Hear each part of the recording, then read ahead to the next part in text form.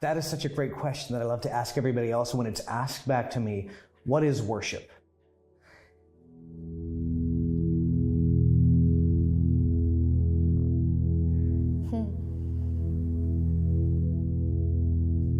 What worship is,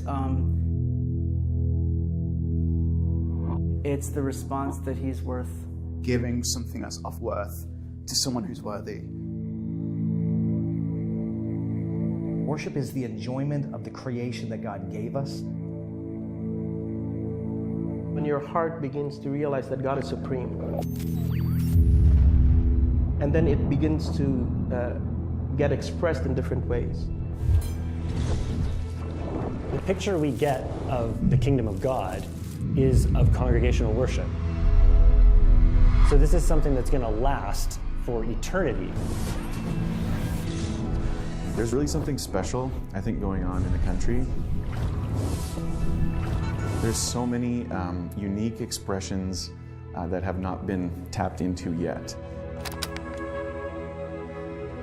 So what's really cool about the Royal Anthems project is that because worship is such an important piece of the life of the church, it's really saying, let's start with this important voice and at least try and do something there to bring some unity. Royal Anthems is about an expression of worship from the local church that represents the breadth of Canada. The big, vast land with a few people. Really with a heart for the nation of Canada and burden for it. There was a million missing pieces of infrastructure and where you would even start. And the truth is, it almost felt like, is this worth starting? Gathering people together is very challenging. It's also very expensive to do. So, but there is this shining beacon of opportunity called Crossroads that has had a strand of national impact for decades.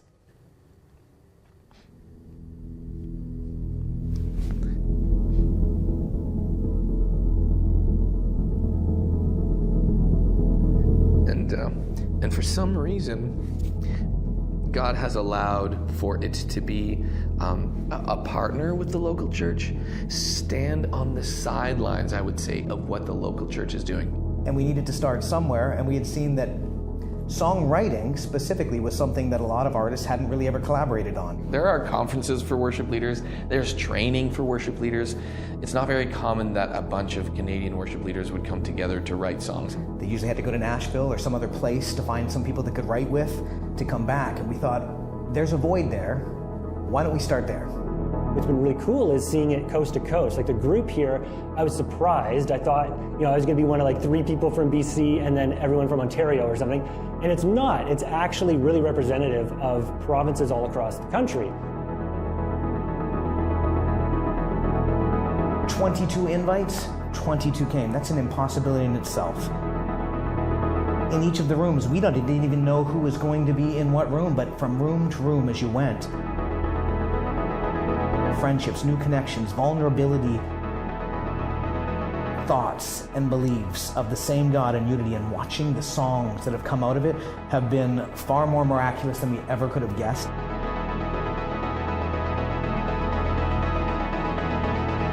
And if we can write songs and do creative work that the church will be unified in singing and experiencing together, that I think will start just intrinsically unifying the church together. Hopefully this is just a catalyst into more of this. Because we're in a battle where there's a spiritual battle going on, and these are the people who are at the forefront of the battle, who are leading the people into that battle. So it's a pretty important role, and it's just amazing to see it come to fruition here at Crossroads. So yeah. What you're about to see is going to rock the nation of Canada and the world. And then, who knows what's possible? I think that Canada could become the spiritual leader in the world today, because Canada is a unique world. In fact, the world has come to Canada.